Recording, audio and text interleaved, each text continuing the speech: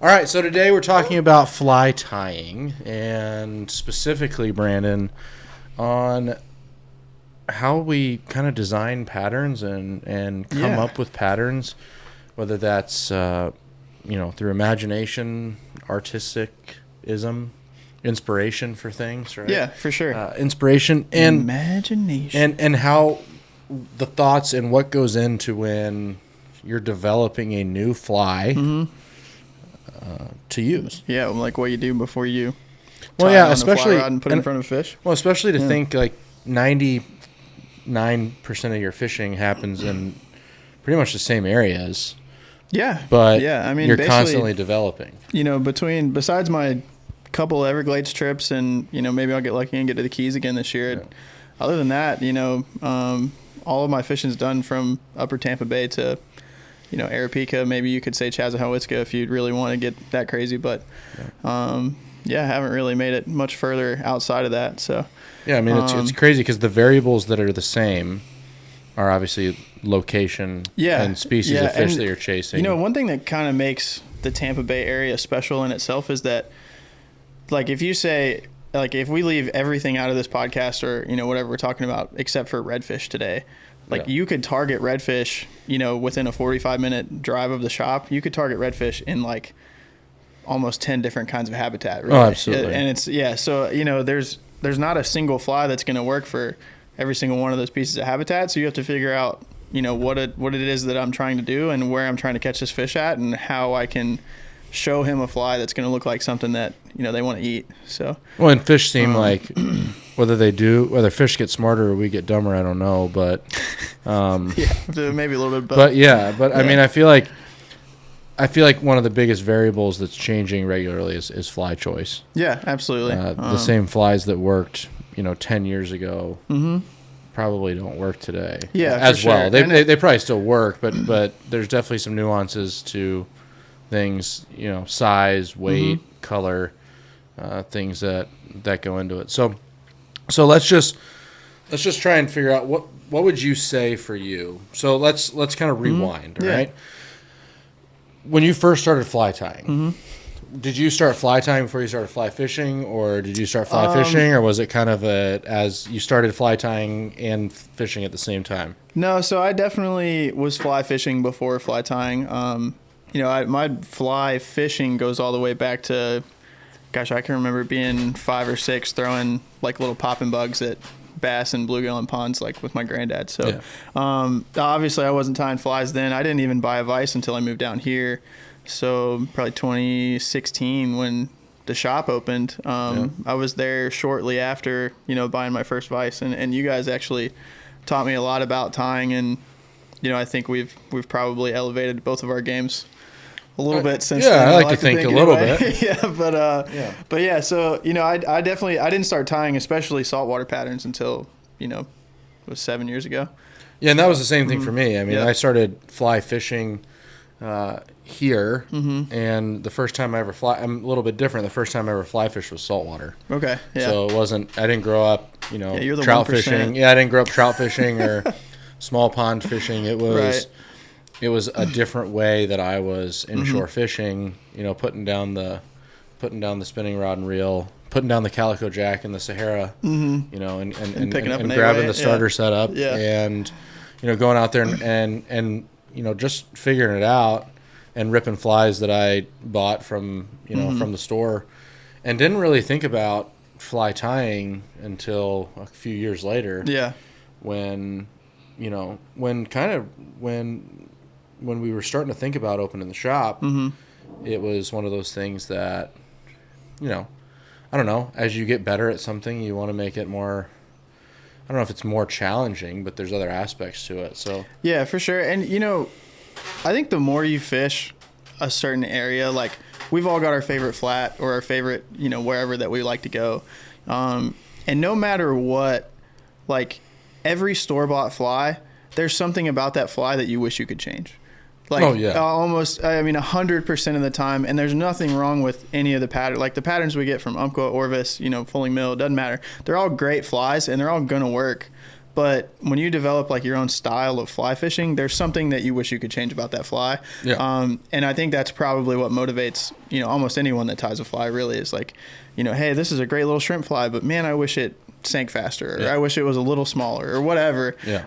And I mean, if you're going to pay for flies, and the first thing you do when you get home is start giving that thing a haircut, you might as well just tie the dang thing yourself. Well, and a lot of people say that like they get into fly tying because it's cheaper than buying flies. Yeah, it's not true. No, it's not. Not even close. Because I still have bins full of stuff that I bought at the beginning that I've never opened. Yep. And maybe never will open. But and a $200 vise or a $500 vise. Yeah. But you think about it, and this is how I started tying flies, was watching videos. Absolutely. And I was just trying to emulate what someone else was tying. But over time, I think that a lot of us have probably been there, and most of us are, right? And the riffle was like the greatest resource, and still is dude, he's awesome. one of the best resources for learning patterns. But from that, you learn how you can take a well-known pattern and use. It's almost like you're building your fundamentals when you do that. Yeah. Like not to sound like all weird, but it is like how do you make a Merkin style body? Yep. How do you tie in a tail material? How to tie in eyes and stuff that's part of well-known patterns. And I didn't invent the dumbbell eyes. No. But almost every single one of my flies has them on there. Right. Yep. I didn't invent palm ring hackle for something, but I use it. Yep. And so it's almost like the fundamentals of I learned how to do this when I learned this pattern, but now that I'm making my own stuff, I use it. It's just in conjunction with other things. So I think at this point we're at a place to where, hey, we started. I think like a lot of us, we learned and we just copied what someone else was doing to learn. And hey, I made this. Right. And then you catch your fish on the first fly. I still remember where I was at. The first redfish. The first fish I caught on a fly that I tied was a redfish, actually. Nice. And I was blind casting, which isn't important. It was a redfish, right? I was blind casting, and it could have been a trout. Yeah, it could have been a trout as easy as it could have been a redfish or a catfish too. Yeah. But it wasn't. It was a redfish. But now, to where now we're figuring out coming up with our own patterns. But I think we would obviously say maybe we put the techniques together to make something, but almost everything that I make is just a spin-off of something else. Oh, 100%. Yeah. I mean, you look at my fly box right now, and like, it's a nice looking redfish box. 90% of these flies are quans, like, or a redfish crack, or something that's very similar to a pattern that you have heard of somewhere else. Yeah, absolutely. And we laugh so much about somebody coming in and saying they don't tie a clouser or they don't tie a redfish crack, and it's like, yeah, actually you do, man. You do. Like, just because the materials are slightly different, like it's the same thing. Just because you don't pull the hair over the eye, tie it in front of the eyes and pull it over doesn't make it not exactly a clouser. Not a clouser, 100%. Yeah. So let's just start talking. So about developing a pattern. So when you decide, and when you sit down at the vise and you say, hey, I have something in my mind, I want to create something, what drives you to do that? Is it solving a problem? Is it being artistic and creative? Is it a mixture of those? I think it's a little bit of a mixture for sure. I would say a lot of my flies are motivated somehow, probably one of two ways. One, I might have been on this, like, let's say I was pulling a flat, and I see a bunch of little crabs, or I see redfish just going crazy eating something. And then I get over there and I put a fly in front of them and they don't eat what I've got, or they act real funny, about what I've got, and I just can't catch one. They give you, kind of a recent experience. Like when I was in Texas, this is like my go-to, like fall, springtime redfish fly. We've actually done a video on it, the badger tail shrimp. And I throw this in front of a redfish and like, they just don't eat it, I just caught a fish on that fly. Yeah, I know, right? And exactly. Yeah, it's a good fly, but apparently the Texas fish hate this thing. So I'm trying to figure out, well, what in the heck can I do to figure this out? And I start talking to the guy I'm fishing with, and we figure out what our goals are. So, you know, a lot of times witnessing that fish's behavior motivates what I need the fly to do. And then the other side of that is, you know, like you said, you know, you'd be watching video or something that I do on social media. Like I follow a bunch of different fly tires that I like. I follow a bunch of fly tires I don't like, to be honest with you. And I'd, you know, look at a bunch of different YouTube videos, or I'll see something pop up on a YouTube short or an Instagram reel and be like, hey, that looks pretty sweet. And I'll try to recreate that to the style of fly that I need it to be, you know, based on where I'm fishing. So one of the two things, you know, I see a fish acting a certain way and I need a fly to do that certain thing to mimic whatever I want it to do to get them to eat it. Or two, I see something that's cool and I try to create it into a fly that's going to work where we're fishing at. Yeah, because for me, the artistic side of it is not any part of my motivation. No, not at all. I could care less if that's it's pretty. That's just not me. For me, Yeah. it's strictly business. It's a problem solving definitely thing. So, you know, I might grab a fly out of the box upstairs, and it's a manufacturer tied fly, and it looks great, and it looks really nice in the water. But I would get out there, and I'd realize, like, well, this fly is either too heavy, it's too light, or it's too big, or it's too small. And I always was thinking to myself, gosh, it would be really nice if. Yeah. And I actually have before, I'll just confess this.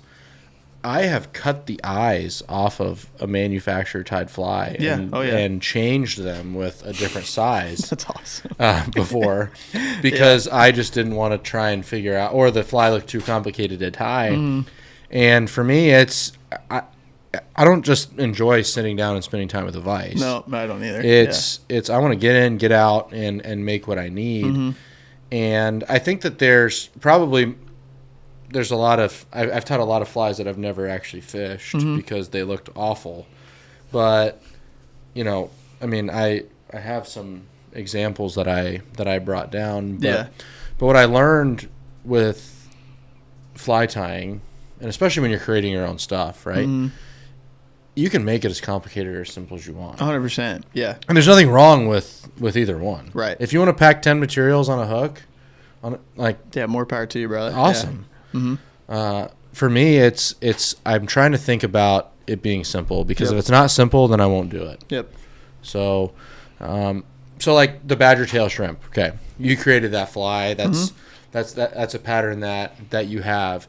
When you created that fly, what problem were you trying to solve? What was the thing that you were saying? Because that fly, that's a pretty specific redfish fly. Yeah, for sure. So when you look up redfish flies, right? If you just Google redfish fly, it's gonna look more like something like this most of the time. That you're seeing with super heavy eyes, and it is yours. It looks more like a bonefish fly. Yeah, definitely. Well, and so just by the nature of the boat that I have in the area that we're in, you know, I spend a lot of time on really clean water, really spooky fish, and fish, you know, frankly, in like the Clearwater to Anklet area that are really pressured. So I needed something that wasn't going to hit the water very hard, and I needed something that was, you know, kind of basically, you know, one really good advantage of this fly is if you make a bad cast, which when I tied this fly, I wasn't the greatest caster. I'm still not, but I'm a much better caster, I like to think, hopefully, than I was, you know,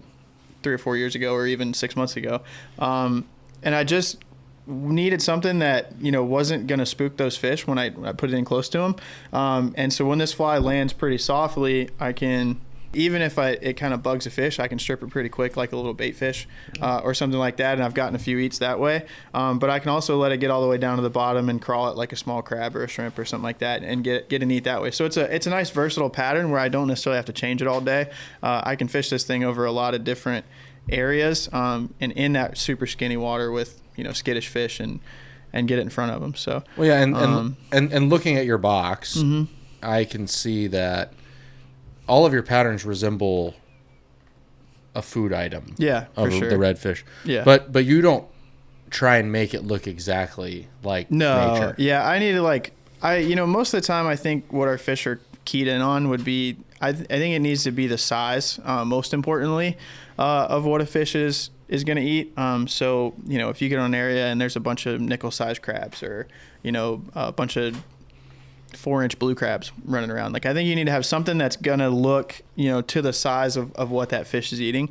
And then I think you need to be able to land it, softly in front of that fish to where they don't notice that thing has entered, their personal space, basically. Yeah. Yeah, I think that for me, I've noticed that, especially when the water clears up for us, I think bait fish patterns looking more like nature is more important almost than flies that you fish off the bottom. For sure. Than crustacean. But I'm in the same camp as you. I like to be able to have one fly tied on for the area that I'm in and be able to do multiple things with it. So I don't want to have to switch flies if I'm fishing for tailing redfish and I see a snook laid up in a pothole. Exactly. I want to be able to still throw the same fly. I want to be able to throw that and even strip it the same way. So all right. So inspiration for the pattern. I think both of us, for us, it's more of a problem solving thing. Yeah, definitely. Yep. But now then, how to develop that pattern? So that fly. Let's just take the badger tail. For sure. So actually, Brandon Jones, when he came to one of our fly tying nights, he had a triple tail fly. I think he was feeding triple tail like crazy off of a certain dock light that, is in the area, the Florida. It's in the Gulf. Yeah, it's in the water. Florida somewhere. area. Yeah, it's on a dock. Yeah. So he was feeding triple tail like crazy, and he was looking for a specific material. We didn't even carry badger in the shop at this point, but he was looking for a specific material that had this kind of mottled look to it, and I can't remember what like specific animal he wanted me to find, but the badger was the closest that I could find that we could actually order. So I ordered a little bit of it. We tied it on, tied his fly on fly tying night, and I was like, man, this stuff is sweet. So I bought some and I took it home and started messing with it. And then that's kind of how I ended up getting this pattern. And the first time, the first batch that I tied was this little size 2 version. This works really, really well for me in the spring and the fall. And I've since, you can see I've downsized it to size 4s, and I even have a couple of size 6s in here that are the exact same materials. Actually, I think I changed the EP brush just to make it a little bit more sparse. Yeah. But they're the exact same materials, and, all I did was downsize it to, again, just to kind of, it evolved into me finding those skittish fish in really shallow water, and it's like, hey man, they'll eat a size 6. Like let's make it smaller, So, yeah. So this fly has that badger tail, obviously, which is the namesake, and it has that natural, it's almost like tan at the base. Then it has that real like pronounced black. Yeah, and the really cool thing, those guard hairs will give you a ton of movement, which I think is maybe we were talking about this the other day. Maybe it's more sexy than it is, actually useful in a fly. Yeah. But when that fly falls, those guard hairs almost bend at like a 90-degree angle and flip back up. So, when a fish is like a school of fish is coming by, and one kicks it up, like the next fish will actually turn and look at it, and you didn't even have to move the fly because those guard hairs are just moving around and going crazy. So it's cool. Yeah. And the fish that I actually caught on, it might have actually been this fly. I don't know, this exact one, but I was swimming it when the fish ate. It wasn't on the bottom. I was actually swimming the fly, and there was 3 fish that kind of in a school that broke off towards it, and the fish actually ate it while it was swimming. But this fly is something that you tie, obviously, like you just said, in different sizes. I'd assume different weights, right? So I have some with dumbbell eyes in case I get a little deeper. This looks like large bead chain, which is probably what you normally do. Yep. And then this looks like a medium bead chain on the smaller and then ones. I've got the small dumbbell eyes as well. So and the small dumbbell eyes. So not necessarily different depths, but if the wind picks up and the current gets stronger, you can put those lead eyes on. If it's real slick, you can go to something smaller so it lands softer. And kind of what your inspiration was, you were just trying to find a good all around overall. Absolutely, pattern. yeah. And I actually discovered that material, and it went well with so actually here's a younger version of it without the badger tail. And then once I discovered that badger tail, thanks Brandon Jones.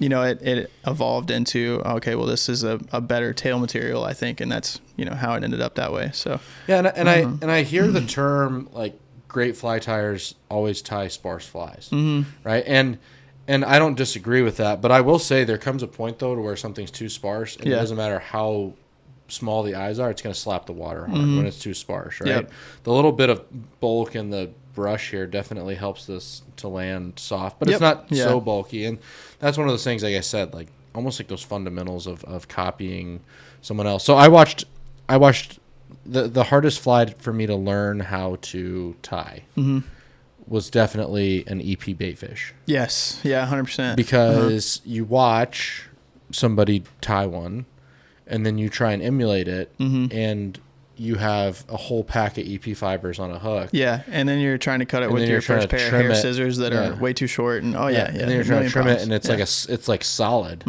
to where it's less is definitely more with EP fibers for sure.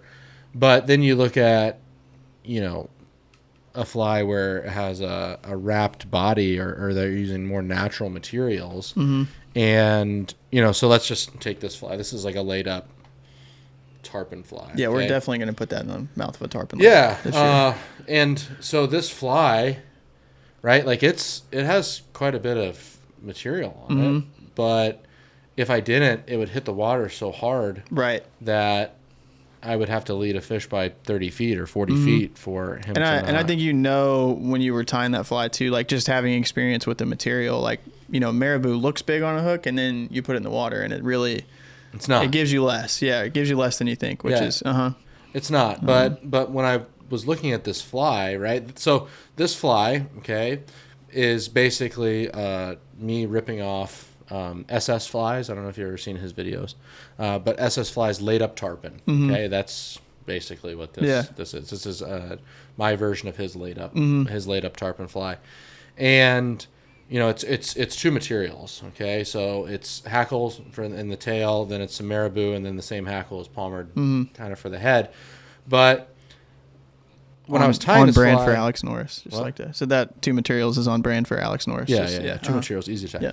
But like this head material, the only thing that it does is make the marabou lay back. Yeah. Yep. It doesn't do anything else Right. besides that. And I could have used anything really to do that. A foxy brush or but I already some other had stuff. it. Yep. And so I think that when we're choosing, but I also knew that with this fly, it wasn't the materials I picked were going to help it suspend. Because this marabou breathes and has some body to it, and it's not going to sink super fast. Where if I just tied this on, you look at like a Black Death, like we have upstairs. Yeah, in that the thing's box, going to plummet when you. It's going to plummet because it's tied on a 4/0 600 SP, which is like a 12/0 anything else, Right. And it's a really heavy duty wire hook, and it's just hackles. Yep. Like that's going to hit the water. Does it have its purpose? Sure. If you're dredging, absolutely. Right. If you're dredging or you're fishing heavy current, absolutely. But if you're fishing for tarpon up on the shallow water, like it's going to sink faster than you can strip, and the hook choice too adds quite a different element 100%, too, because some lighter wire hooks are great, but maybe they're not strong enough, and some heavier gauge hooks are just too heavy, and the fly is going to land, so big. So you talked about using a size 6. Okay, so when I think size 6, I start to think bonefish flies. Yep. Through and through and through. But if I Google redfish flies, Brandon, nothing like this pops up. No, because it looks more like that. Yeah, that big old con right here. Yeah, and so redfish. So here's what I'm gathering: the area and the environment that you're fishing in is as much or more important than the species you're fishing for. 100%. Yeah. And I think your fishing style too, in a sense where, this is year, I'm not going to sit here and act like I've been guiding for 85 years, but this is the third year I've been guiding. And I think that motivates a lot of things too, where it's like, okay, if a customer makes a bad cast with this fly, he might still get bit. If he makes a bad cast with this fly, that fish is swimming in the next county, where it just either that or he's not even going to see it, so that gives me where this fly hitting the water a little softer, and I can still get a fish to notice it because our water's so stinking clean. I've caught fish in Tampa Bay and in Texas on this same fly actually. So not that it wouldn't work here, but you really, really have to do the right things, and you have to do it perfect if you're going to use a heavy, big fly. And sometimes I think I can get away with a little bit more with something that's going to hit the water, very sparse with my style of fishing. I would agree. And that's not to say like, if you were fishing, let's say potholes, on the edge of a flat that you knew a giant school of redfish was coming by, this actually would probably be a better fly for you, because that pothole is probably going to be 3 or 4 feet deep, and you're going to need something that gets down to the fish that you can show it to them. So you have to take that into account too. Don't just go tying up 100 size 6 bonefish flies thinking you're going to catch a million redfish. Like, you have to think about where you're at and what you're doing too, for sure. So I lived in South Florida for 7 years, and the best part about South Florida is literally the only good thing about it, in my opinion, is the fishing. Yeah, for sure. And, to be able to drive in the same way that I wade around for redfish here, I can go there and wade around and there's bonefish. Yep. And when I was new to fly tying when I was down there, and then was down there for quite a few years. And that's really where I learned how to tie flies and how simple that they could be. And that was a huge thing for me, because that was one of the biggest drawbacks when I started fly tying was, this thing takes 30 minutes to tie. Yep. How does this guy have 100 of them in his box? Yeah.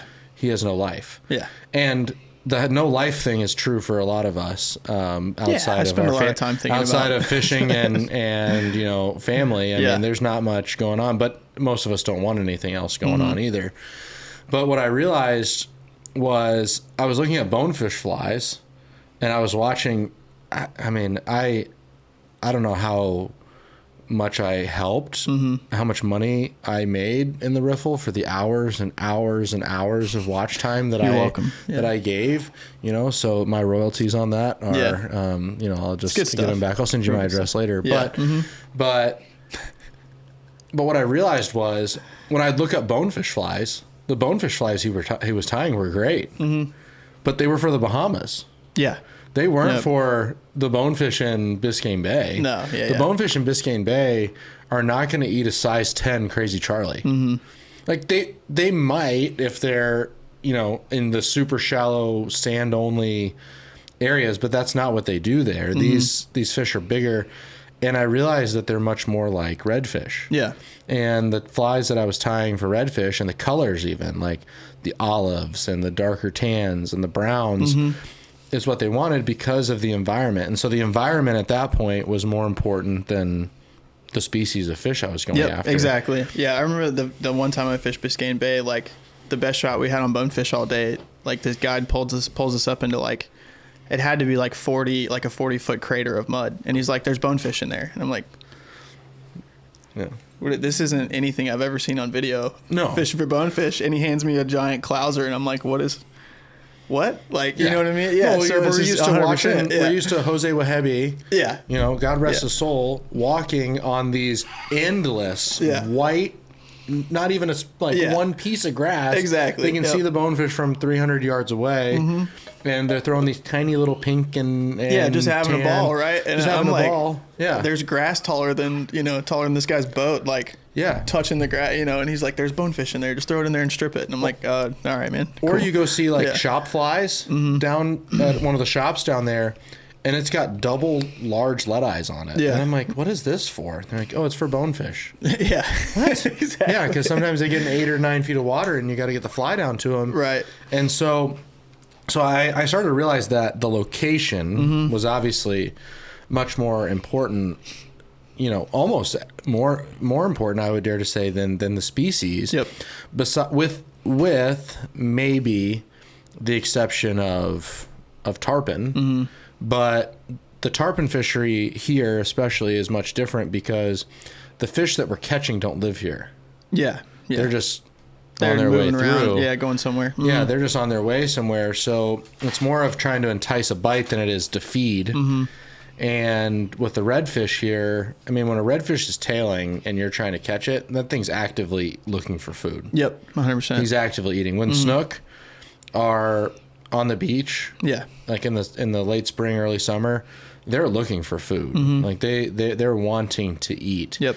And I think that when something is wanting to eat, that the natural, whether it looks exactly like a shrimp or not, right? You have some flies in here that, you know, are a much closer resemblance to what they are. Like you have shrimp eyes on one of the things, or you have some baitfish flies. I mean, that's right. That's pretty close to a little pilchard if you really want to get crazy. Yeah. And if you decided to color the top gray, it's pretty close to a finger mullet. Yep. And so, I mean, this looks like a baitfish. Yep. Like no one's going to say this is a shrimp fly. To where your badger tail shrimp, someone might say like, okay, well, it's the size and the color of a shrimp, but it doesn't have eyes like a shrimp. It doesn't whatever, but it resembles it. And so, you know, I think that when we look at how we've started to develop things, okay, so I brought this fly down because it's unique. Okay. And I think that you tied this fly. I did tie that fly, yeah. But this fly is unique. So this fly looks like, I'm just going to go through it. It looks like it's got a super small, sparse, either pseudo hair or super straight Arctic fox tail. I think that was pseudo hair. Yep, pseudo hair. Because we were using it for something else, and I just used it. A lot of flash and a deer hair head. Yep. Okay, so I'm guessing that this fly has a very specific purpose. Yeah. So somebody wanted to have a fly that was like to target, juvenile tarpon and snook in our backwater ponds, and then also. This is the suspending shrimp, basically, just with a little flare. And so what makes it suspending? The deer hair. So basically, how I designed this fly, the suspending shrimp, was I wanted something.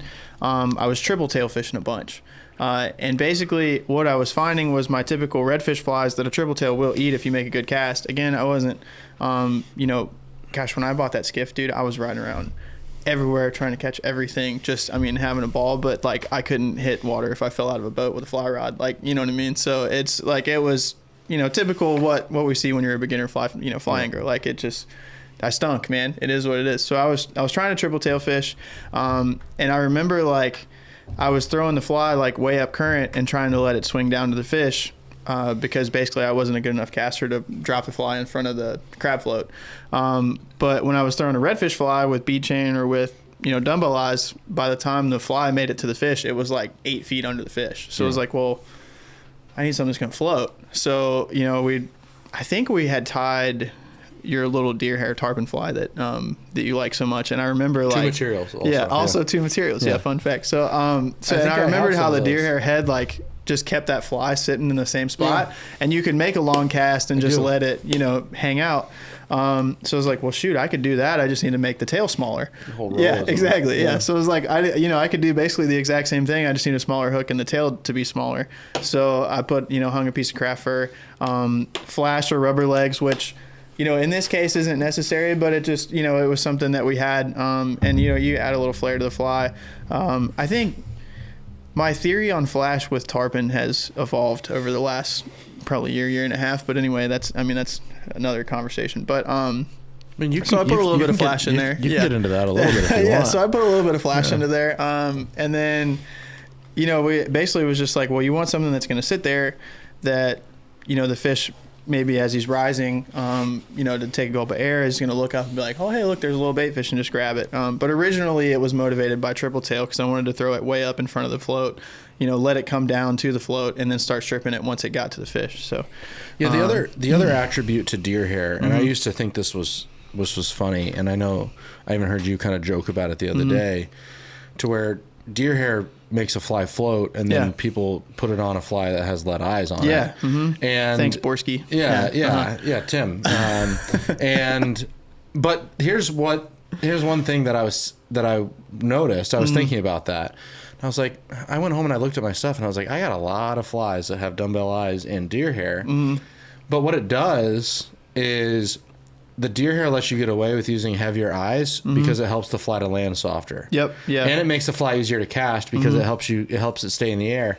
So I think there's a place for that. Yeah. But what I've noticed, and on a Borsky slider, obviously it helps flip the fly. So it's, riding hook point up and, and covers the hook and some of those sorts of things. But the other thing I started to realize is that material selection is something that is crucial because yes, there's a lot of materials that are interchangeable. Yep. But they're only interchangeable if you understand what they do. Exactly. Yeah. So bucktail is not, I will say, is not interchangeable with craft fur. Yeah, not very often. Yeah, No, definitely not. Yeah. because bucktail is going to have less movement because it's stiffer. Yep. I would say that bucktail is going to sink at a faster rate than craft fur does. Yeah. And Probably with an equal profile, definitely. Yeah, but bucktail is going to remain easier to cast because of it doesn't absorb water like craft fur does, right? It's stiffer. Yep. To where like that fly right there. It's got a bucktail with craft fur actually. It's got bucktail with craft fur. Yep. Right? And they blend, but that bucktail keeps that top part of the craft fur from just wrapping around the hook. Yeah, and fouling, exactly. And bucktail is a phenomenal material to keep your other stuff from fouling. So if you have a fly that, like a marabou toad maybe, where if you are making a couple of, errant, you're just excited casting at tarpon, casts, which we all do. The early season knee knockers. Yeah, you can slide some bucktail into that fly, and it gives you just a little bit more forgiveness. So I've gone to... It helps it land. It really does help it land softer. So a bunch of my flies actually have a small, very tiny little clump of bucktail in it that is basically just a foul guard, if anything else. So, it works really well. There's a lot that. of foul. What I've noticed is with a mono foul guard with a material that's not solid. So like a rabbit strip is on a high. Yeah, or so this has a little clump of bucktail in it, the mud bug. Yeah. Like if you were to put a mono foul guard on that mud bug, it's just something else for the material to foul on. Oh yeah, it's going to be a nightmare. Yeah. So the bucktail adds, it's a great material for adding structure to your fly. Without necessarily putting a bunch of stuff on there that, isn't useful. So. Yeah. So I just wanted to take a second, okay? And I want you to pull out like a beach snook fly, like from your baitfish box or from wherever. So like that would be, either that little crafty bait fish that I colored up to look like a pilchard, or that little fly would probably work. I don't have a bumping bunny. I hope you weren't looking for that. I actually wasn't, no. Okay, good. But just something. I don't even have one in my box. The fly that I saw that I was kind of interested in was like one of these little guys. Oh, yeah. Right? So maybe a different hook if you're targeting bigger snook, but again. That's a docklight fly. I've caught snook on that fly before. Yeah. So this, okay. Yeah. I'm not calling your fly ugly when I say this because you have this. No, I mean, it's kind of hideous. Yeah. This fly is not one that we'd stick in the box upstairs and expect people to just buy. Yeah. Right. But if I was walking through the shop, okay, and I didn't have someone to ask, and I didn't know, and I saw these two land, someone said you should use a white baitfish fly for snook on the beach. I'm gonna buy this one, right? Not knowing now this pattern. Nice, good, productive pattern, right? But here's what I know about this fly. This fly is not going to sink really well. Correct. If there's any sort of surf whatsoever. Or any current, or any current, close to the any pass. of that sort of stuff. But I also know that this fly doesn't give off a translucence like you want snook on the beach to. Yep. To where this fly right here, it's small. It's the same profile basically as most of those baits out there on the beach, especially in the late spring, early spring.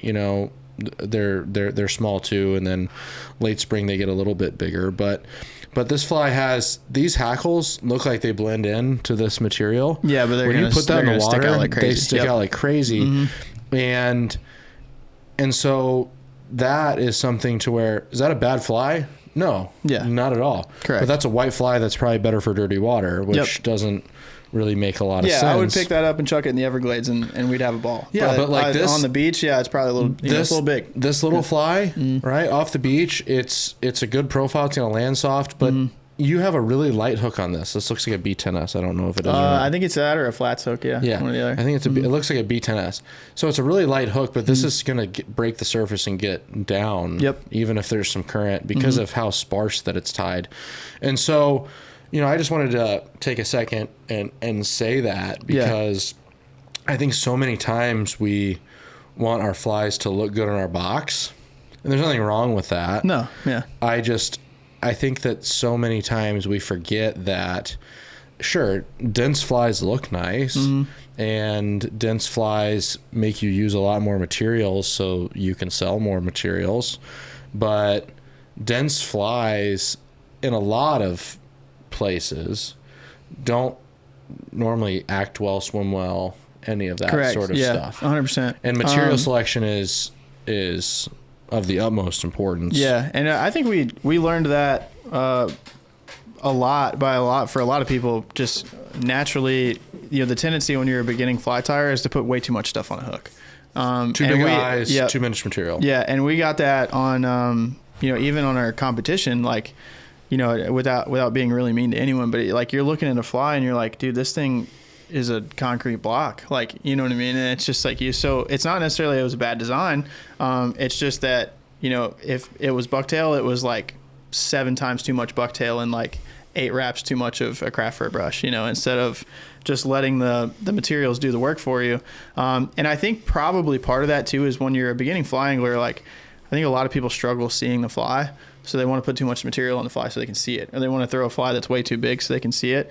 I've heard a lot of guys talk about, if I'm tarpon fishing, I'm looking at the fly, or if I'm snook fishing, I'm watching what the fly's doing. I hardly ever look at the fly myself.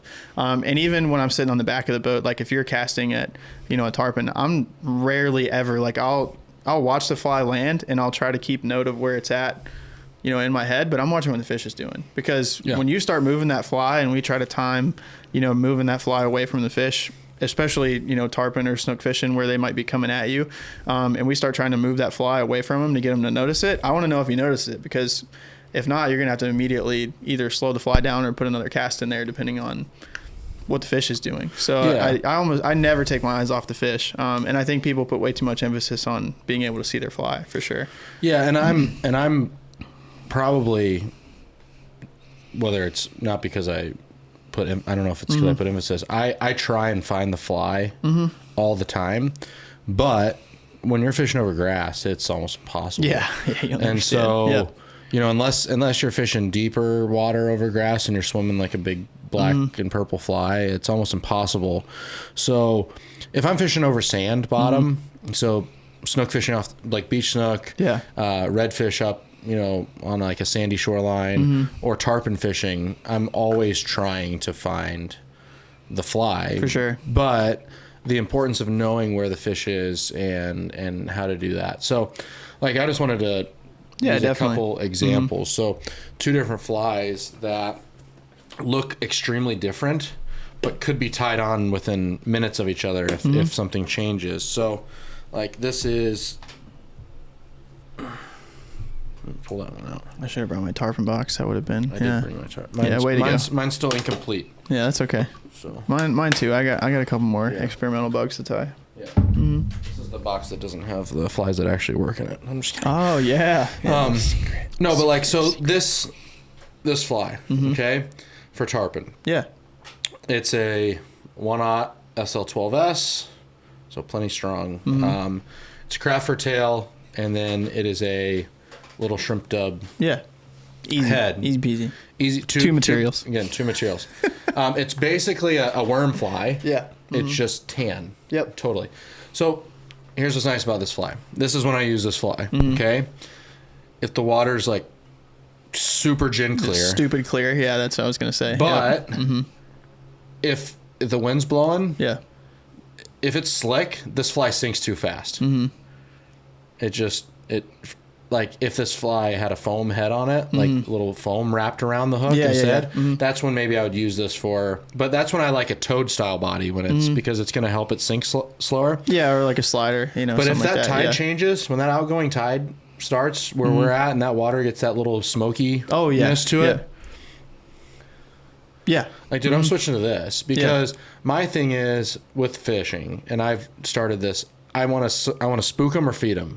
100%. Like, I hate throwing a cast to a redfish, throwing a cast to a tarpon, throwing a cast to a snook, and it just keeps swimming and never changes their anything. behavior. Yep, exactly. Because then I never know if the fish saw it or not. And so I'd rather spook a fish than have it just swim by me. And often, part of like getting people to understand that a fish actually saw the fly is getting them to spook one. Like, when you actively see that fish change his body language and swim out of the way of your fly and or eat it, hopefully, then now you're showing it to them, and it's like, okay, we got a reaction, like that's something I can work with. But if they don't change what they're doing whatsoever, 99% of the time they didn't even see your fly. Well, yeah, and that's my thing. Like, I don't want to switch flies. Yeah. If I didn't actually even get a refusal, just because the fish didn't eat it doesn't mean you got refused. Yeah. It might just mean you didn't see it. 100%. And so I think that that's something that's important too. I think that it can be as simple or as complicated as you make it. Definitely, yeah. But I think that for fly tying, the reason that I do it is because, and the reason that I almost think that in some times, do I think that throwing a fly rod in salt water is handicapping yourself some? I think so against live bait. Yeah. Against live bait it is. But for someone that wouldn't, I don't fish live bait anyway. Hardly ever. I like to work a lure. I like to work a fly. But for me, I think that there's even an advantage for fly fishing over conventional because I can throw something that's way lighter than you can with a spinning rod. A lot, lighter, sparser, land softer. Like less invasive, yeah. But I don't know anybody that comes in regularly that I personally know. I'm sure they're out there. Yeah. That pours soft plastics for their exact needs like we tie flies for our exact needs. Yeah, no, I mean, especially you can't. I just buy another soft plastic or cut it. Maybe Dave, who would be the only person, and he owns a literal jig molding company. You know what I mean? Yeah, no, but like the normal the normal fly fisherman you can be bad at fly tying and make really good flies or really work. They might not look great. Yeah, they might not sell in the box, but they're going to work. Yeah. But you can't make exactly what you need for spin fishing. Yeah. You can't take a Lil John, okay, for example, and say, oh, this would be great if it was half as big around as it is. Yeah. And go make that. No. Yeah. I mean, I guess you could, but I don't know of anybody that does that. Yeah. I can take any pattern that's upstairs, like this fight and flee crab or this, I have one of those somewhere. This, where's that? This spawning shrimp fly. Okay. Yeah. I can take the spawning shrimp fly and say, gosh, this fly would be really nice if it was olive and orange with bead chain eyes. I can make that and I can do that. And there's something that is, I think that puts you at an advantage because you can create, but it also adds a whole other aspect to it. Yeah. And I tell you too, like if you've ever spent time on a flat and be like, man, if only I had a fly in my box that would do X, Y, Z, and you tie that fly and you go back there and you put that fly in a redfish's mouth or, whatever and stick that son of a gun, like, gosh, it feels so stinking good. Yeah, man. that's what really makes you does. spend. I'm not the one that makes you spend your money in the fly shop. That's what makes you spend your money in the fly shop. Yeah, exactly. Yep. Yeah, that's what makes you have drawers and drawers full of materials that you might have bought. You might have gone and spent $100 on different materials because you needed this little thing to make that fly for that purpose and for that condition. Yep. And you did, and it worked. Yep. And that was worth. I mean, that's worth it. Yeah. And so, I think that there's so many different rabbit holes that you can go down when it comes to fly tying. But I think to recap, I think that what we look at is like for us when we develop a pattern. Yeah. Where am I fishing at? What do I need the fly to do? Yeah. Where am I fishing at? What do I need the fly to do? And then what am I fishing for? Yeah. And this would be like a perfect time, I guess, to mention, like, when I ask you that question, when you come in to the fly shop, like, I think every single one of us has had this guy that walks in and he's like, I need some redfish flies. And well, the first question almost all of us is going to ask you, hey, well, where are you fishing at? Yeah. Like, you know what I mean? And I don't care if you're fishing behind Honeymoon Island or if you're fishing behind Caladisi or if you're going to the Upper Bay or whatever.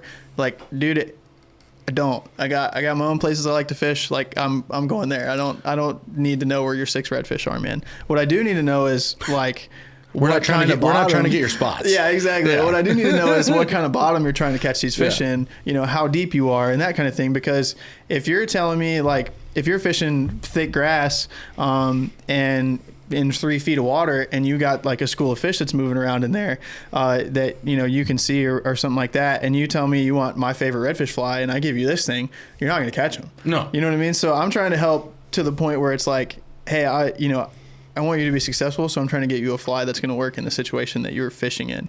And that's a really important thing for you to understand. You don't have to tell me, like, I don't need a GPS coordinate, man, or I don't need a map spot. Like, I just need you to be able to describe to me what, you're fishing at.